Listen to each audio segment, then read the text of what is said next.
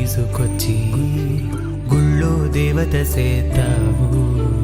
రక్త మాంసాలు మాకు పోసి మట్టి పాలు కమ్మంటావు.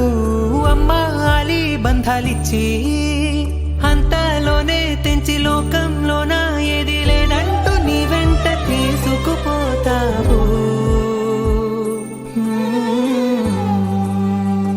ఓరోరి దేవుడో ఎన్నెన్ని సితారాలు సేతావు నీ రాత